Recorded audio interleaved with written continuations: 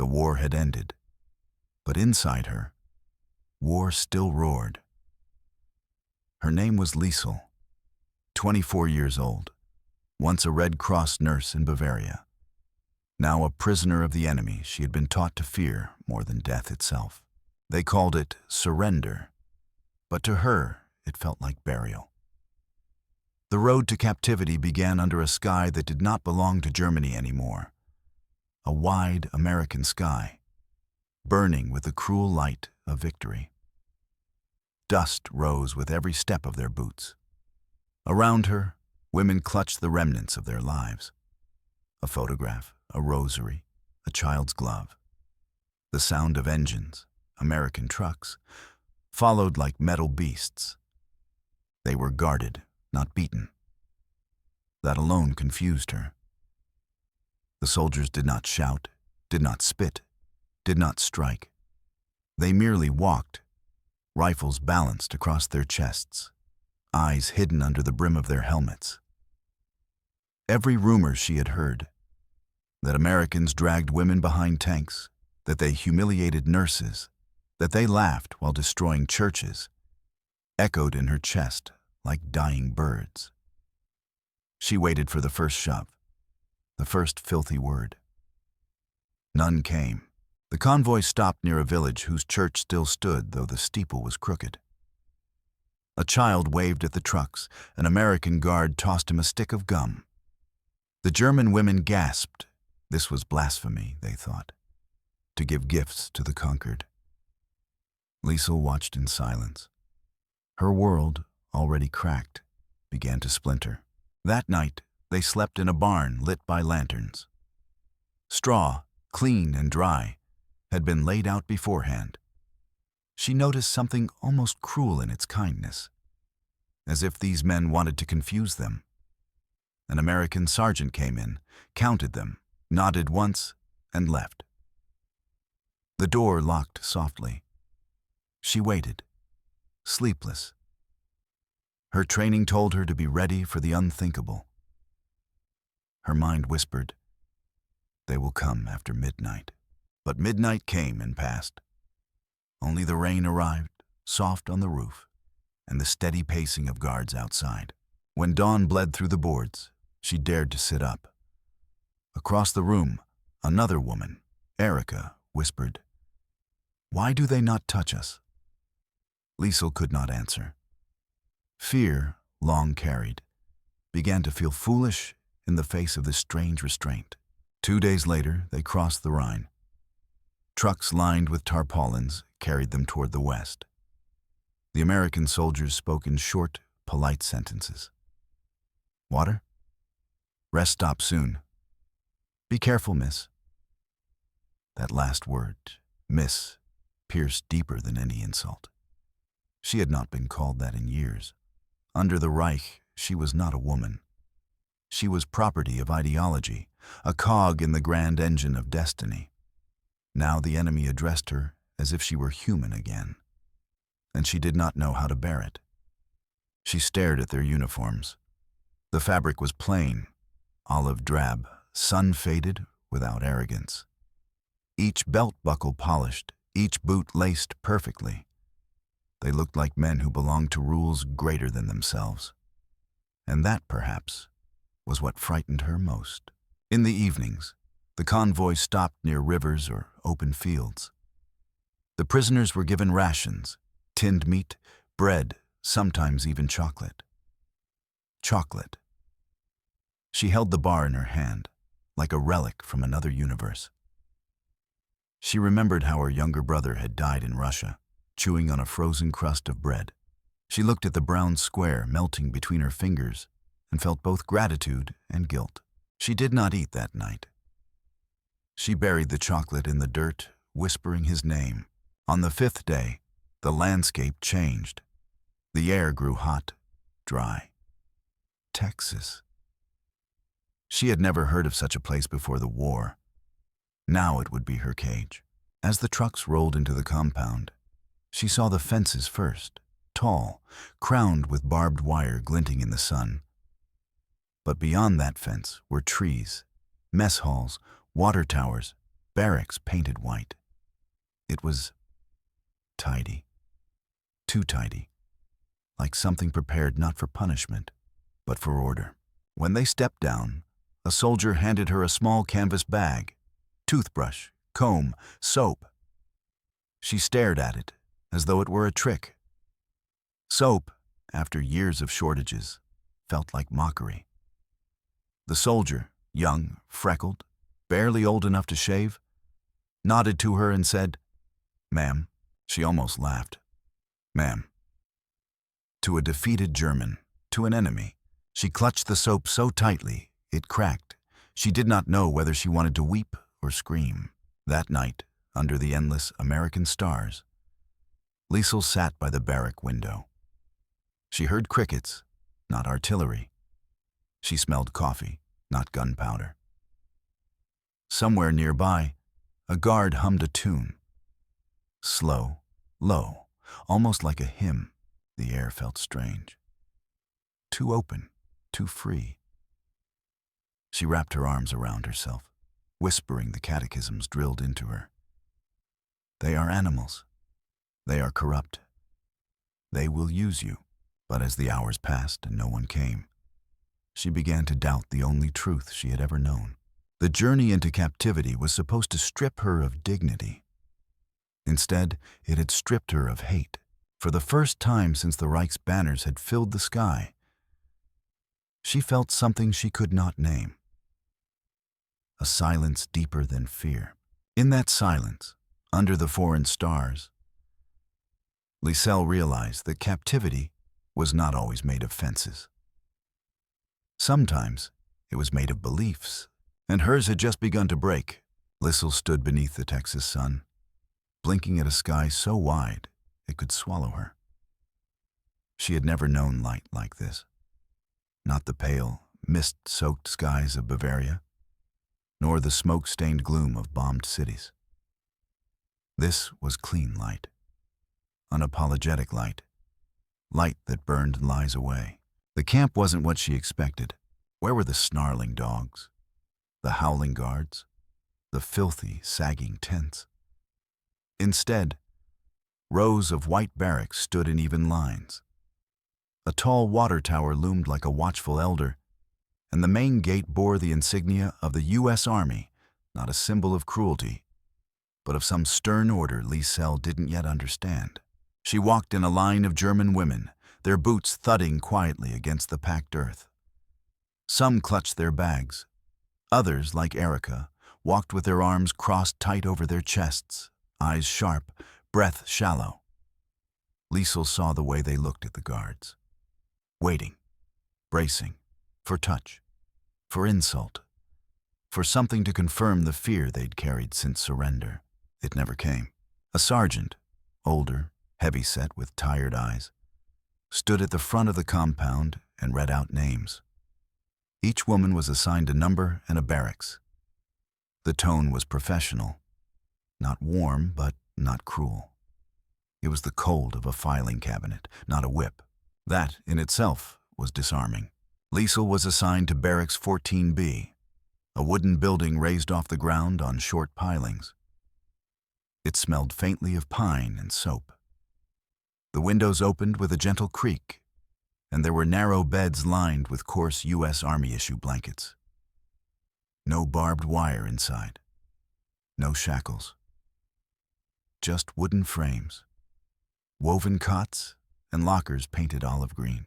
A printed schedule was posted on the wall. EO 600, Reveille. EO 700, Mess.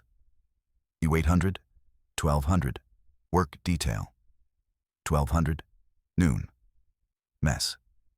1300, 1700, Education, Chapel, Work. 1800, Mess. 2200, Lights Out. She stared at the words. Work, Mess, Chapel. Not punishment, not re-education, just rhythm. She sat on her cot and ran a finger along the edge of the metal locker beside her. No locks, no slurs carved into the walls, no graffiti. Only a carved cross left behind by someone who must have needed hope just as much as she did. Outside, a U.S. guard paced the perimeter, rifle slung but not readied. His footsteps were measured, not aggressive. He didn't leer through the windows. He didn't watch them undress. He simply walked, like a caretaker more than a captor. The American discipline unnerved her more than threats would have. That afternoon, they were taken for orientation. The camp commander, a tall lieutenant in his 30s, gathered the new prisoners under the open pavilion and explained the rules. His accent was Midwestern, his face tanned and serious. But his tone was plain, not demeaning. "You are prisoners of war under the Geneva Convention," he said. "You will be treated as such. You will not be harmed. You will be fed, clothed, and housed. In return, you will work, follow orders, and respect camp boundaries. There is a hospital. There is a chapel. There is discipline. There is also dignity." He paused, then looked directly at the rows of German women. "You are enemies by nation. That is not the same as enemies by spirit." Those words struck something raw inside Liesel. Not because they were kind, but because they were impossible under the world she had been raised in. In the Reich, there was no distinction between state and soul. The enemy was absolute, subhuman. To offer mercy was weakness. To show restraint was betrayal. And yet, here stood a man with power, and he used it not to humiliate, but to set boundaries, even, perhaps, to protect. Liesel's breath caught. She thought of the SS officer who had slapped a Polish nurse for blinking out of turn. She thought of the Berlin radio that once played victory marches while bodies burned on the Eastern Front. She thought of her mother, who had once warned her that Americans would devour her like wolves. But these men, they set rules, then followed them. In the barracks that evening, the women whispered, "Have you seen how they stand? They don't even look at us. They clean their boots every day. They call each other sir and salute even when no officer's around." It was discipline. Military discipline, yes. But something else, too. A self-control that wasn't rooted in fear, but in pride. Not arrogance, but pride in rules. Pride in doing what was right, even when no one was watching. The German women had never known this kind of soldier. Their own had come home from Russia broken, drunk, hollow-eyed, or worse, had never come back at all. The ones who stayed behind had taken their fear out on everyone weaker, on Jews, on civilians, on children, even on nurses. But these Americans, they followed structure like it was sacred. That night, as lights dimmed and shadows stretched across the floorboards, Liesel stared at the ceiling beams overhead. She listened for footsteps, for keys, for the rattle of unlocked doors. Instead, she heard the low murmur of guards changing shift. A flashlight beam swept once across the windows. Then quiet. She rolled over. The pillow smelled faintly of bleach and cotton. Clean. Neutral.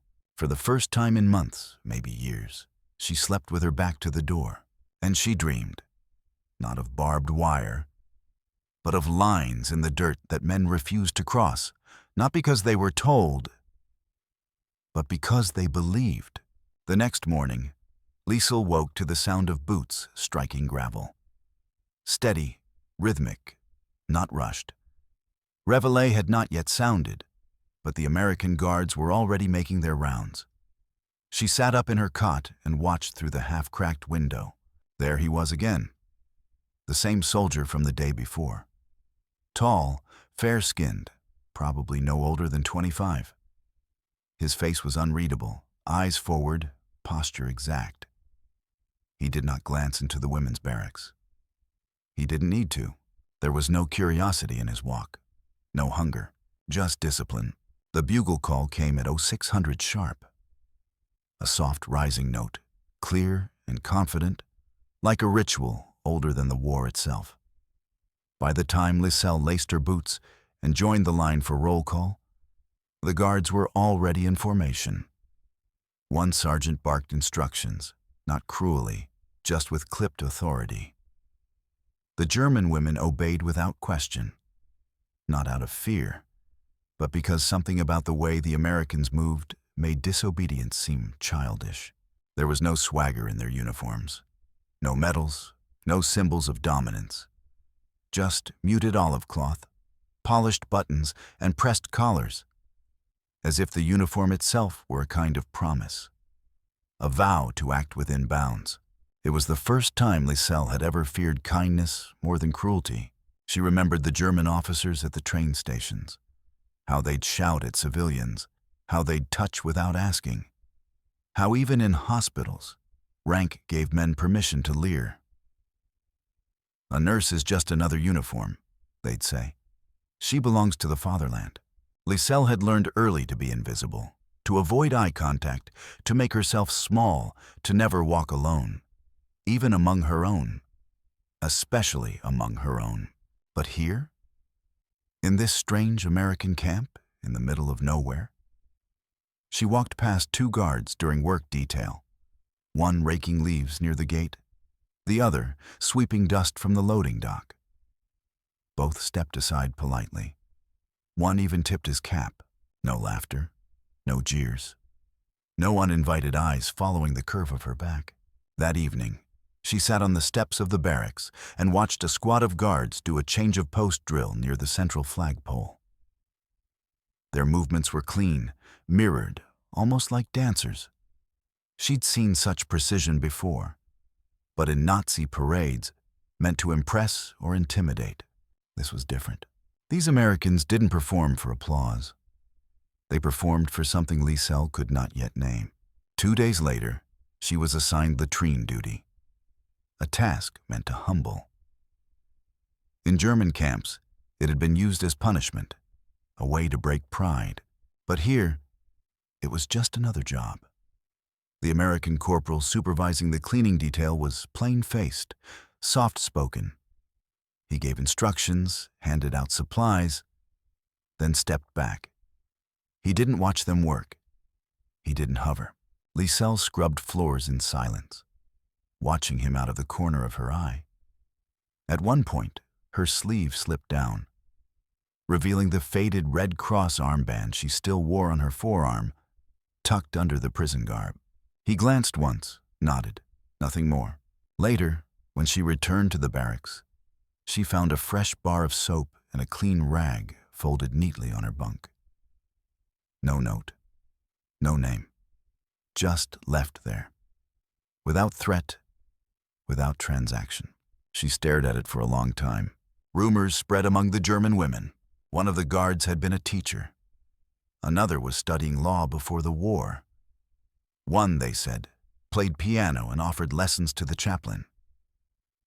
And another, the quiet one with the hollow cheeks, had lost his brother in Normandy.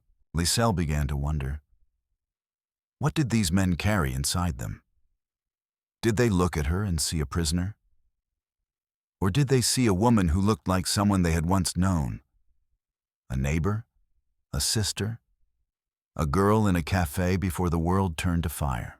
She began to feel something dangerous. Not affection, not trust, but recognition. That night, the wind changed. A warm front blew in from the south, lifting the scent of cedar and dry earth into the air. The barrack windows were propped open, and the moonlight spilled in like water. Lisel couldn't sleep. She stepped quietly outside and sat near the fence, wrapping herself in her army-issue blanket. A guard noticed. He didn't speak. He didn't approach. He simply stood still at his post, a few meters away, backlit by the glow of the tower lights. For a moment, she stared at his silhouette. The rifle slung across his chest, the unmoving frame, the stillness, and she thought, he has the power to hurt me, but he hasn't, not once. When she returned to her bunk, Erica whispered, "They act like machines." Lisel shook her head slowly. "No, machines follow orders because they cannot choose." She paused. These men choose. Erica didn't reply. But in the quiet, something shifted. The fear, old, sour, thick, began to dissolve. Liselle lay back on her cot, staring at the dark planks of the ceiling, listening to the slow, distant steps of guards on patrol. She had been told that American men were monsters. But monsters don't avert their eyes. Monsters don't stand still in silence when no one is watching. Monsters don't leave you soap. The uniform did not make the man. But perhaps, just perhaps, the restraint did. The soap sat in her palm like a question. Off-white, oval, faintly scented. She had not held a bar of real soap in nearly 2 years. That morning, a sergeant with a clipboard had stepped into the barracks and read a simple notice. Scheduled wash, 1 at a time. You'll be called by name. Follow the Red Cross nurse. A real bath, with running water, with privacy, with soap. Liselle didn't believe it. Even Erica had scoffed. A trick, she hissed. They'll line us up, humiliate us, examine us like cattle. Liselle said nothing, but her fingers clenched reflexively around the worn edge of her bunk. Her mind echoed with memories of lice checks back home, shouts, orders, fingers that gripped too hard, men who looked too long. But the guard who called her name didn't even make eye contact. He just pointed gently down the gravel path toward the infirmary. The bathhouse was a squat white structure near the edge of the compound, its paint flaking in the corners. Inside, it smelled of bleach, soap, and something else, something Liselle hadn't known in years. Clean linen. A woman in an American nurse's uniform waited by the door. She had auburn hair pulled tightly into a knot, and a Red Cross pin fastened neatly to her collar. She didn't smile, but she didn't sneer either. "Your turn," the woman said softly, opening the door to the shower room. Liselle hesitated. "Go ahead," the nurse added. "Towels inside. No one will come in. I'll be here when you're done." Just like that, as if dignity were a default, not a gift. The room was plain. White tile, a bench, a single pipe overhead that arched into a shower head, a fresh towel folded neatly on a hook, and steam curling along the ceiling like breath. She stepped inside, the door clicking shut behind her. There were no eyes, no inspectors, only her. She peeled off the worn camp clothes. Her skin was pale beneath the fabric, bruised by memory more than war. Her ribcage ached with the pressure of breath she hadn't allowed herself to take freely in months. The water was warm. Not scalding, not cold, just warm. When she turned the valve, it spilled down her back with a hiss that made her knees tremble. For a moment, she gasped. Not from pain, but from disbelief. She hadn't known warmth like this since before the air raids, before the winters of rationed coal and broken pipes. She stood frozen beneath it, soap in hand, not moving. Then slowly, as if fearing the moment might vanish, she began to wash. First her hands, then her arms, then her face. Each stroke peeled back a layer of the war. The dirt, the sweat, the oil smoke of destroyed cities, the invisible film of ideology, the crust of propaganda. She washed as if she could erase what she had become. Not a soldier, not a nurse, but a frightened shell hiding behind someone else's beliefs. The soap turned gray, then white again, and the water ran clear. She reached her neck and remembered the way a German officer once leaned too close while she was treating a wound. His breath stale, his hand lingering on her collar. She scrubbed harder. She remembered the first time she was searched, the roughness of the woman's fingers, the way the male guards had laughed. She scrubbed until her skin burned, but no one touched her now. No one looked. Only steam and silence. When it was done, she stood still in the mist, towel wrapped around her shoulders, water dripping onto the tile. Her hands trembled, not from fear, from something older, something softer. She dressed again, her underclothes still damp against clean skin. She stepped into the hallway. The nurse looked up from a clipboard. "You're next for medical tomorrow. Flu shot. Nothing else?" Lisel nodded. She opened her mouth, then paused. Then, almost inaudibly, "Thank you." The nurse blinked. "You're welcome," she said without pause, as if that kindness were normal. Expected. Not remarkable at all. Back in the barracks, Liesel sat on the edge of her bunk, towel still draped over her lap. Erica looked up from across the room. "Well?" "No one came in," Liesel said quietly. "No guards?" "No." "Nothing?" "Nothing but hot water and soap." Erica frowned, then turned her face away. She didn't speak again that night. Later, as the lights dimmed and the camp settled into its quiet rhythm, boots crunching gravel, guards calling shift changes, Liesel sat awake, tracing the edge of the soap bar still wrapped in her towel. It was just soap, but it felt like more. It felt like someone had seen her, not as enemy, not as threat, not as symbol, but as a woman with skin, with breath, with the right to be clean without shame. She thought of the nurse's voice. Calm, simple. "No one will come in." She thought of the steam and how it had made her feel weightless. She thought of how her hands no longer smelled like dirt and fire. She thought, maybe this is what the Reich feared most. Not bullets, not tanks, but mercy. Because mercy unmakes monsters, and steam melts steel. The next morning, Liesel woke to the smell of coffee. Real coffee.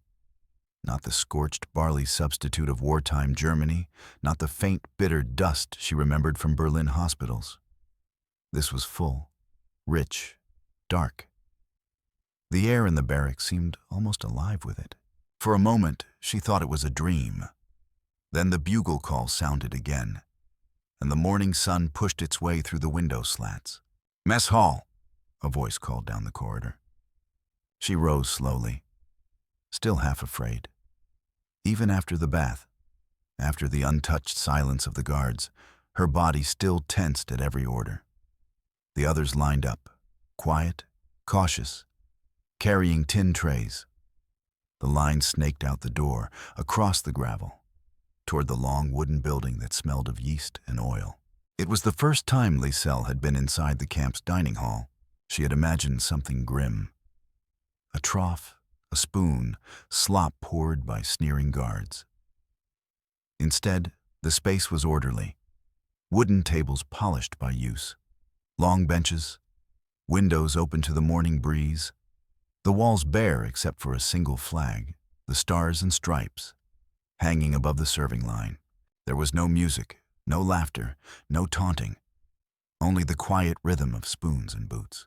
When she reached the front of the line, a soldier behind the counter ladled eggs onto her tray, added 2 slices of bread, a spoonful of jam, and poured coffee into a tin mug. He didn't look twice at her. He just said, "Next." She stood there a moment too long, unsure whether to say thank you. But the man behind her nudged her gently forward, and she took her seat. The bread was still warm, not soft but fresh, thick, heavy, with a crust that cracked under her fingers. She stared at it for a long time before taking a bite. It tasted of wheat and heat and something almost sacred. In that first bite, her mind betrayed her. A flash of her father's table, years before the war, before hunger became the law of every home. She saw her mother's hands slicing bread, buttering it thinly, whispering grace. Then the sound of sirens, the nights in cellars, the taste of burned flour mixed with ash. And now this. Warm bread, given freely by the enemy. Liesel felt her throat tighten. She hadn't cried in years, not even when Munich fell, not even when she saw the bodies in the rail yards. But now, over a piece of bread, her eyes filled without warning. She turned slightly away so the others wouldn't see. Across the table, Erica watched in silence. "They're trying to break us," she muttered. "They give food to make us forget who we are." Lisel looked at her, at the sharpness in her voice, the fear beneath it. "Maybe," Lisel said quietly. "Or maybe they're showing us who they are." Erica said nothing more. She tore her bread into small, angry pieces and ate without tasting. At the far end of the hall, an American officer stood near the door, watching over the line. He didn't interfere. He didn't patrol. He just observed, ensuring everyone was fed, ensuring order. A young German man, one of the male prisoners from another compound, dropped his tray accidentally, the clatter breaking the silence. Instantly, everyone stiffened, but the officer didn't yell. He didn't strike him. He simply bent down, picked up the tray, handed it back, and said something too softly for Liesel to hear. The man nodded. The tension in the room eased, almost imperceptibly. The entire scene lasted less than 10 seconds. Yet Liesel felt her chest ache with confusion. The smallest act, bending to help a prisoner, had shaken years of certainty. After breakfast, she lingered by the doorway, watching the guards clean the tables. They worked methodically, almost respectfully, wiping each surface as if it mattered. One whistled an unfamiliar tune, something slow and mournful. Liesel couldn't stop staring at the flag above the hall. Its red and white stripes caught in the wind, its blue field bright against the pale boards. The swastika had always hung like a shadow, a warning, a demand. But this flag felt lighter. It didn't command. It declared, "We are free men, and we choose restraint." The thought came unbidden, and she shivered. That evening, another meal. Stew this time. Beans, potatoes, a piece of meat. No one rushed. No one barked orders. When the chaplain entered and said a short prayer, even the guards bowed their heads. Liesel didn't understand all the words, but she understood the tone. Gratitude, humility, peace. The Americans didn't worship victory. They worshipped order. A strange kind of holiness that existed not in conquest, but in routine, in the quiet of shared bread. Later, back in the barracks, she sat alone under the dim bulb, turning over the small square of bread she had saved from dinner. It was cold now, stiff around the edges. But she couldn't throw it away. In Germany, bread had been rationed, fought over, worshipped. It had been the measure of survival. But here, it was given to her without question, not as charity, not as pity, but as part of the rules. She thought again of the guard who had handed her the tray without looking at her, of the officer who had picked up the fallen one, and in the stillness, Liesel whispered to herself, almost in disbelief, "They never touched me. Not once.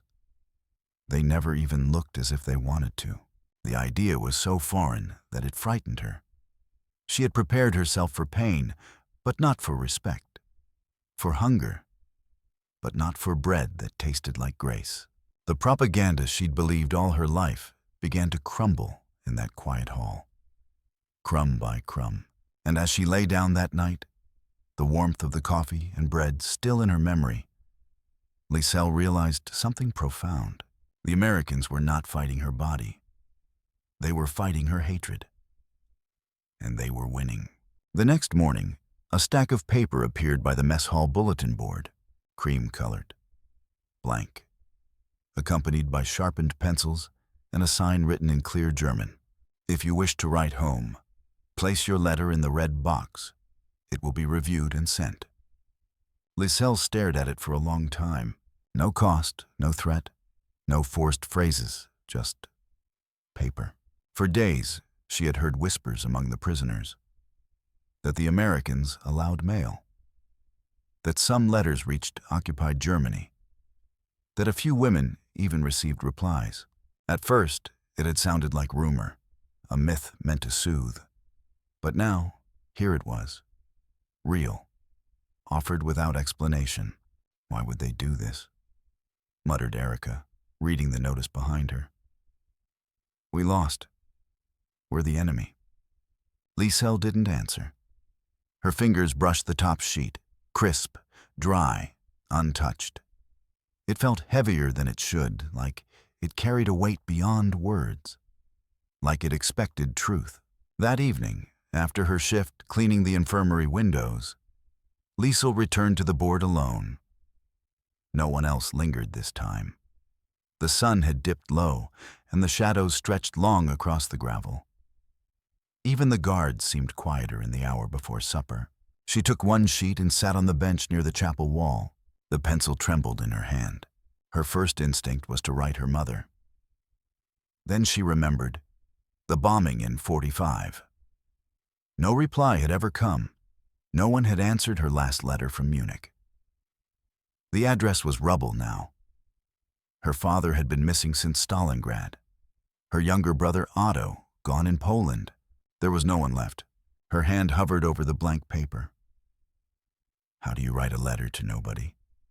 To silence? To the ghosts of a family scattered across a continent. And yet, something inside her ached to speak.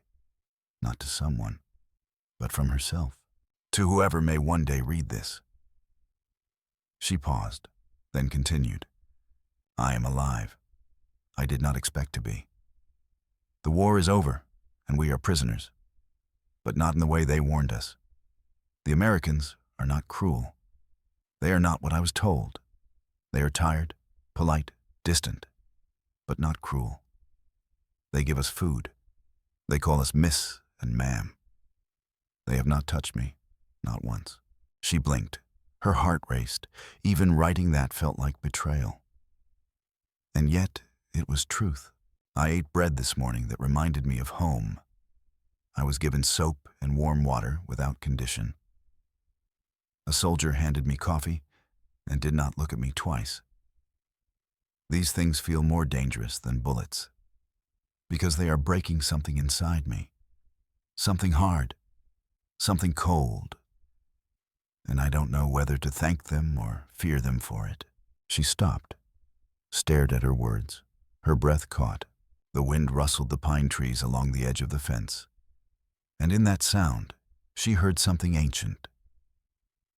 Not war, not peace, but the slow returning of silence. A shadow passed near the chapel door. The camp chaplain, an older man with white stubble and wire-rimmed glasses, approached without a word. He did not intrude. He simply sat 2 benches away, folding his hands. After a pause, he said gently, "Do you write to someone back home?" Liesel hesitated. "I don't think anyone's left." The chaplain nodded slowly, as if he'd heard that answer many times. "Then maybe," he said, "you're writing to yourself. That counts too." She looked at him, startled. There was no judgment in his voice, just a deep, worn kindness, like a stone polished smooth by water over time. He stood to leave, but paused. "If you ever want to talk," he said, "the door's open. No sermons, just space." Then he was gone, his boots quiet on the wood steps. That night, Liesel folded the letter and placed it in the red box. She didn't know if anyone would ever read it. But for the first time since captivity, she didn't feel like a number. She felt heard. The next week, other women began writing too. Some wrote long letters, others just scribbled names, brothers, mothers, lovers. One woman burst into tears when she received a reply, smudged and damp, but real. Her fiancé had survived. He was in France. It was the first time Liesel had seen someone cry from joy in years. Erica refused to write. "Words won't change what happened," she said coldly. "The Reich is dead. What is there to say?" But her hands lingered over the stack of paper more than once. Liesel noticed. She said nothing. 2 weeks later, Liesel received a note. Not from Germany, from the camp chaplain. Just a folded card, unsigned. It read, Your letter will travel farther than you think. Sometimes the person who needs to read it is the one who wrote it. She pressed the card to her chest, closed her eyes. That night, she dreamed not of ruins, not of hunger, not of sirens, but of a small, warm kitchen, of bread on the table, of hands passing letters across candlelight, of silence that was not fear, but peace. Words were weapons once. Now, in the hands of the defeated, they became seeds. And Liselle had just planted her first one. Summer deepened. The sun in Texas pressed down like a hand on the shoulders of every soul in the compound. Prisoners and guards alike. The wind grew dry, the dust curled through the yard in golden spirals, and the pine trees barely swayed. By now, Liselle had memorized the rhythm of the camp. The way the guards rotated every 6 hours, the creak of the water tower at dawn, the metallic clang of the gate locking shut after deliveries. She no longer jumped at footsteps outside the barracks. She no longer expected the night to break with shouting. But what lingered most, what unsettled her more than silence, was the unshakable order. Discipline. Not from fear, not enforced by whip or threat, but chosen, repeated, practiced like a sacred code. The Americans weren't just soldiers. They were custodians of something Liselle did not yet understand. The incident happened on a Tuesday. Liselle was sweeping the infirmary steps with 2 other German women. The sun glared off the whitewashed walls. Inside, wounded GIs slept in silence, their bandages clean and their weapons left outside the ward. Another strange show of trust. As they worked, a young American private passed by. He walked alone, rifle slung casually, cap tilted back. His expression was sharp, sunburned, restless. He slowed as he passed them. Erica, wiping her brow, didn't notice. But Liesl did. She caught the glance. Not long, not overt, but long enough. Then he muttered something under his breath. English. Crude. Liesl didn't catch every word, but the tone, the angle of the smirk, needed no translation.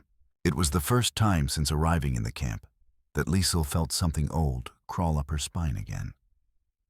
Something she thought she had shed. Fear. The private walked on. He didn't touch anyone. He didn't repeat it. But the atmosphere changed. The air thickened. Even Erica paused, sensing it. Liselle's hands tightened on the broom. Not again. Not here.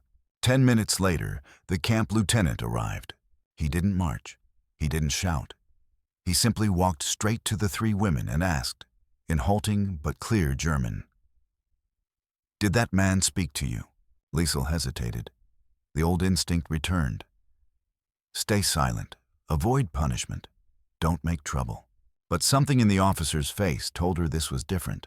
"Yes," she said softly. "He said something unkind." The lieutenant nodded. Nothing more. "Thank you."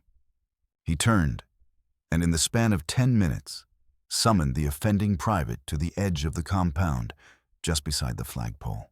What followed was not humiliation. It was something rarer.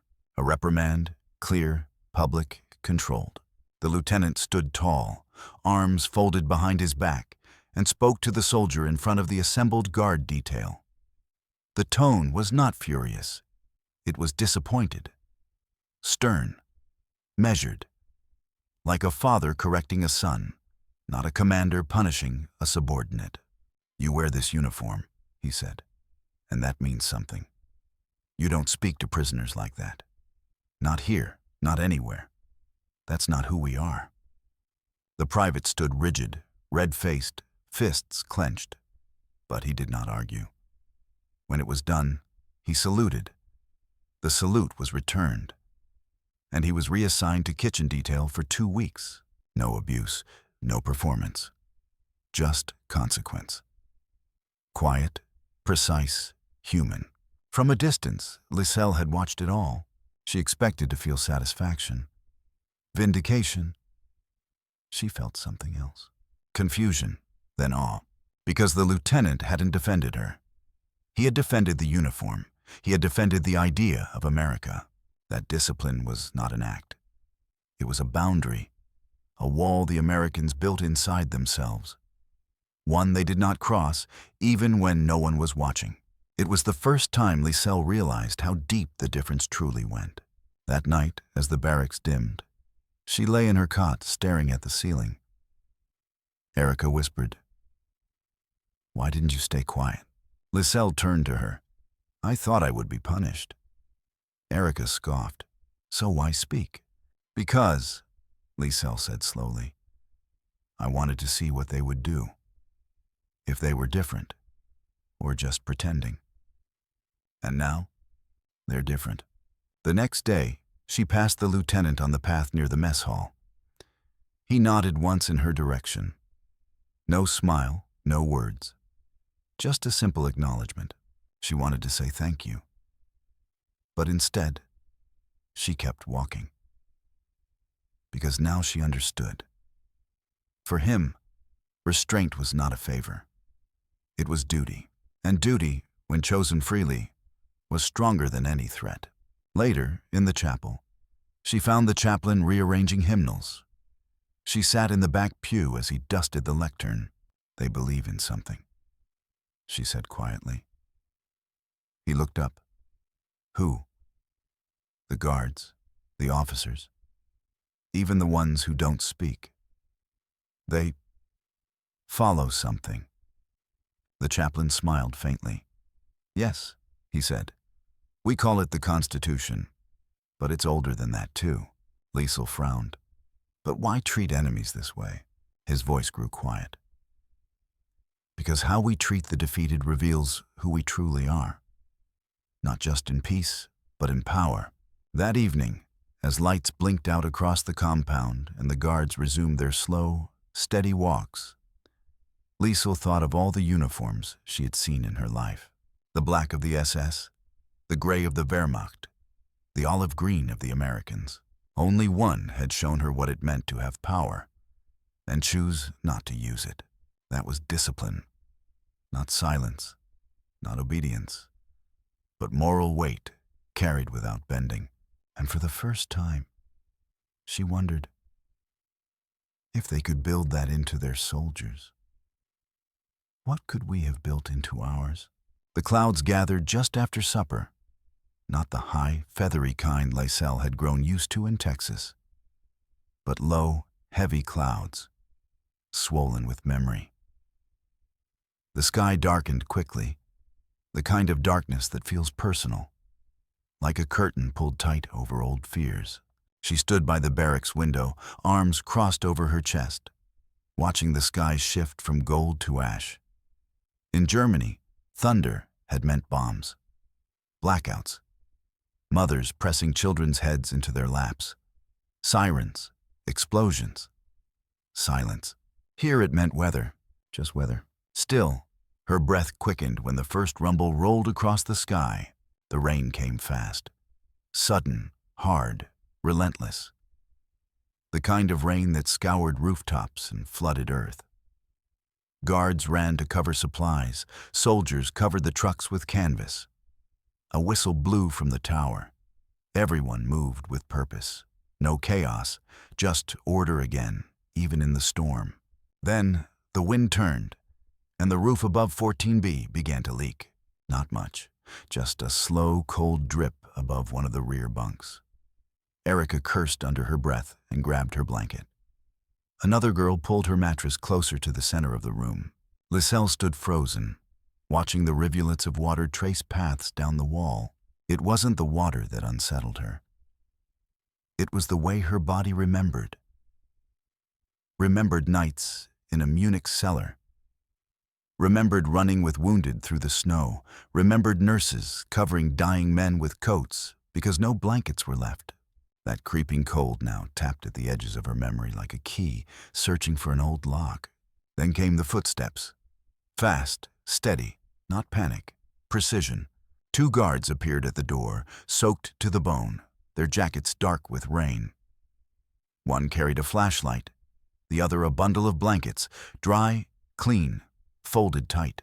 "No one's sleep wet tonight," the older one said in German, his accent strange but clear. "Move beds if needed. Take these." No threats, no shouting, no pushing, just help. Offered like it was the most natural thing in the world. He dropped the blankets onto the nearest bunk and stepped back out into the storm. Minutes later, another figure appeared.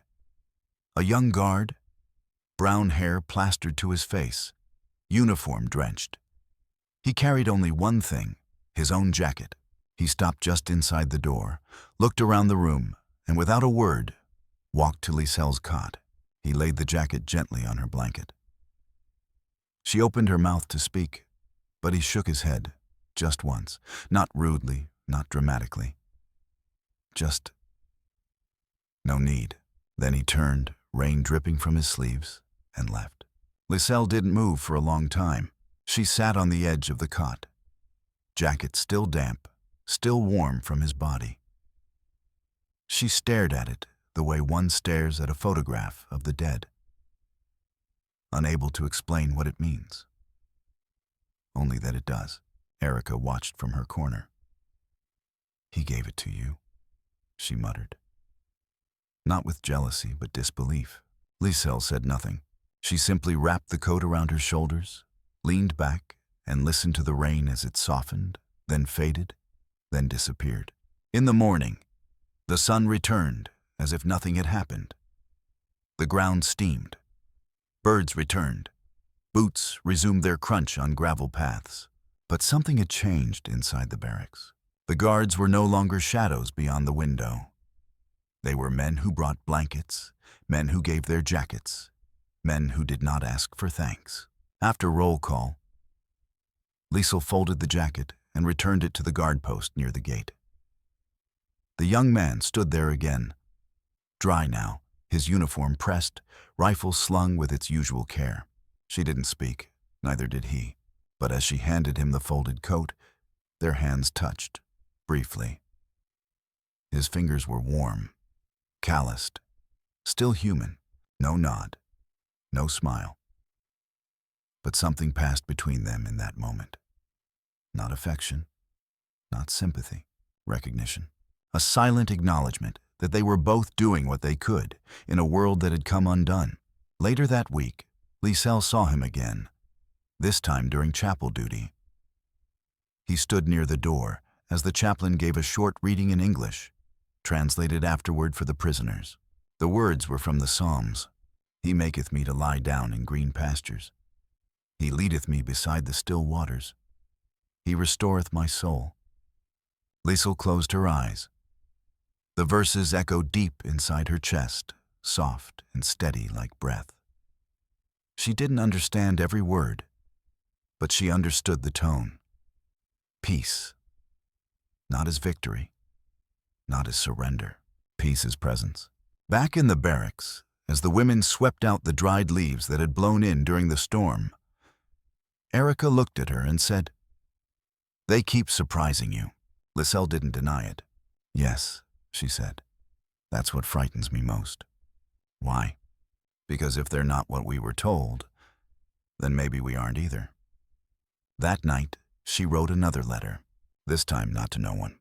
She addressed it to Marie Schulze, a girl she had once trained with in Bavaria. A nurse, a friend, a believer in everything Liesel had once believed. She wrote, "They never touched us. Not once.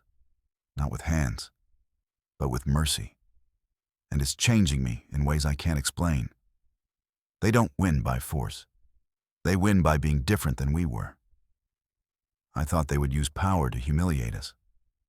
But instead, they use it to protect. Even in the rain." She folded the letter with care, slid it into the red box, and whispered, not to anyone in particular, "They are not what I feared. But maybe they are what we should have been." The words stayed with her long after the letter had left her hand. Days passed, dry, bright, still. And in that stillness, the structure of Liesel's former life began to rot from the inside. It wasn't sudden. was a slow unraveling, a quiet reckoning, the kind that happens not with violence, but with silence. Each morning now felt like waking into a different body. The same uniform, the same cot, the same wire fence outside her window. But inside, something fragile stirred where certainty used to live. She had been certain once. Certain that the fatherland was holy. Certain that the war was just. Certain that Americans were beasts who devoured women and laughed while cities burned. But the Americans did not leer. They did not spit. They did not break her. Instead, they folded laundry, served warm bread, knelt by chapel pews, left blankets during storms, and their restraint was relentless. She stood in front of the small cracked mirror above her barrack sink and studied her own reflection. For the first time in weeks, the glass was imperfect, warping slightly at the edges. But it showed enough. A woman stared back, paler than she remembered, eyes clearer somehow, brow no longer furrowed with suspicion. She raised a hand and touched her cheek. It was no longer stiff with fear. Not because she trusted them, but because the things she had feared had never come. In their place had grown something terrifying, respect. Erica noticed the change. So did the others. Liesl stopped pulling her shoulders in. She no longer flinched when a guard called roll. She no longer hesitated at the chapel steps. Once, during kitchen duty, she even laughed. Just once.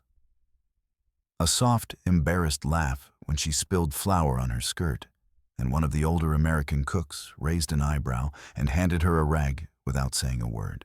It was the smallest thing. But in that moment, she felt human again. Not useful, not watched, just a person. That night, as shadows stretched long across the camp and the last rays of sunlight painted the gravel in gold, Liesl walked the perimeter alone. She passed the wire fence slowly. Beyond it, the pine trees stood tall, indifferent to war, to defeat, to doctrine. Birds flickered through their branches. The wind moved through them like breath, and she felt it. That ache behind the ribs. That quiet question blooming louder each day. What was it all for? The slogans, the posters, the parades. The nurses' lectures about racial purity. The weeks she spent tending to dying German soldiers in burned-out rail cars. Boys no older than 17, their faces covered in frost and mud. She had believed in the glory of the Reich. She had sworn by it, defended it, wept for it. But now she wept for something else, for what could have been. For the girl she had once been, strong, afraid, proud, empty.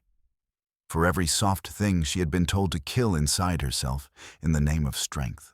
The next day, the chaplain found her cleaning the windows of the chapel vestibule. She worked with quiet precision, wiping each pane until it glowed. He watched her for a moment, then asked, "Have you written home again?" She paused. "There is no home," she said. "Not anymore." He nodded. "Then perhaps you're building a new one word at a time." She looked down at the rag in her hand. "Is that what you believe in? Words?" "No," he said. "I believe in what happens after words. The change that stays when silence returns." Later, in the mess hall, she saw the young guard again, the one who had left his jacket that night. He stood near the water tank, filling canteens. Sunlight caught his face for just a moment. He looked so young, not a monster, just a boy doing a duty, a man who had chosen to stand still in the face of power. Liesl turned away before he could see her watching. It wasn't romance, it wasn't longing. It was the awful realization that he and the others had become her mirrors, not the enemy, not the other, just a reflection of the kind of person she now wanted to be. Back in the barracks, Erica sat stitching a torn hem. The thread moved slowly between her fingers. "They've changed you," she muttered, not looking up. Liesl folded her towel and placed it on the cot. No, she said. I think they've just shown me what was already broken. Erica shook her head. You'll forget who you are. Liesl paused. I hope so. That night, under a sky thick with stars, Liesl wrote one final letter. She addressed it simply, to the person I was before the war. She wrote, You were afraid, I know. You thought strength was silence, that duty meant obedience, that kindness was weakness. You were wrong. I forgive you, but I cannot return to you. I have seen too much. Not violence, not evil, but goodness. Quiet, undemanding, steady. The kind that breaks down walls without ever raising a voice. If you are still inside me, I am letting you go. She folded the letter. This time, she didn't place it in the red box. She burned it, quietly, piece by piece. And as the last ash curled into the Texas wind, she whispered, May I never be her again. And so the days shortened, and the summer began its slow retreat. The cicadas grew quieter. The winds changed. In the distance, the trees cast longer shadows, and the pine needles fell like prayers. Whispers of repatriation began to stir inside the camp. Rumors passed like breath. They're reviewing names. Some are going home. Europe's rebuilding, but what was home now? What place would receive a woman stripped of certainty, emptied of hate, and reborn in silence? Liesl sat beneath the chapel eaves the morning the names were posted. The Red Cross nurse handed out the list with little ceremony. A dozen names were called. Women who would be sent first to New York, then across the sea. Her name was on it. Liesl Brandt, Bavaria. A pause bloomed in her chest. Not elation, not dread. Just a quiet hollowing. She returned to Barracks 14B and folded what little she owned. A comb, a threadbare scarf, a tin of ointment for her hands. The bar of soap she had never used again, wrapped in cloth, untouched since that first bath. A letter she never sent. She packed them slowly, as if burying something sacred. On the final evening, the women gathered for one last meal. The Americans served them quietly. Same bread, same stew, same soft hush of boots and spoons. Liesl sat across from Erica. Neither spoke for a long time. Then Erica whispered, Will you write me if you find something better out there? Liesl looked up. Her voice was steady. If I find it, I will build it. And I'll wait for you. They did not hug. They did not cry. They simply sat, with the weight of what had passed between them, not as enemies, not even as friends, but as survivors of the same undoing. Before dawn, the trucks arrived. Flatbeds, canvas-covered, flanked by two silent guards. As she stepped into the open yard, Liesl looked back once at the barracks. The wood planks, the faded curtain, the crack in the mirror, the corner where she'd burned the last letter. They were not beautiful, but they were where she had died, and where something new had begun. She turned, climbed aboard, sat beside two women who said nothing. No one spoke. The silence was sacred. The sun rose as the convoy reached the outer gate. A figure stood near the checkpoint. The young guard, his jacket buttoned, his rifle slung, his hands folded in front of him. He did not wave. He did not smile. But when the truck passed, his eyes found hers. Just for a moment, she held the look. And in that look was everything she could not say. Thank you. You didn't save me with words. You saved me with what you refused to do. The truck passed through. The gate closed behind them. She did not look back again. They crossed the Texas plain in silence. Mile after mile of golden grass and broken fences, of quiet towns waking into morning. She stared out at the world that had once belonged only to victors and villains. Now, it simply was. At a rest stop, a GI offered her a cup of water. Miss, he said. Just like the first one, months ago, before anything had changed. Only now she understood the weight in that word. Not a courtesy, a declaration. You are not mine to harm. You are not mine to save. You are simply yours. By the time the truck reached the rail station, Liesel felt lighter than she had in years. Not joyful, not healed, but unshackled. They gave her civilian clothes, modest, brown, ill-fitting, and a small parcel of food for the journey. And then she stepped from the train platform into a country no longer at war, a world no longer divided by banners and slogans, just wind and dirt and the long, slow journey home. Years later, she would walk past a bakery in Frankfurt and stop when she smelled coffee and fresh bread. She would feel her knees weaken for reasons she could not name. Sometimes she would wake in the night with the scent of pine in her lungs. Other nights, she would press her hands together and remember the warmth of soap in steam. She would teach her children to write letters, real ones, and tell them, write even when no one is listening. Write especially then. She would never speak of the war in anger. And when asked what changed her, she would say only this: they never touched me, not once. That's what broke me, and that's what rebuilt me. For in that camp, behind wire and dust, under American flags and quiet stars, she had witnessed something stranger than mercy. She had seen men with rifles choose silence instead of dominance. She had seen strength that did not bruise, and power that did not destroy. And in the face of that quiet, disciplined mercy, the entire Reich had collapsed inside her, not with bombs, but with bread and soap and a coat in the rain. On her final day, as the sun rose behind the barbed wire, Liesel had looked toward the horizon and whispered, "If this is America, may we all become its prisoners."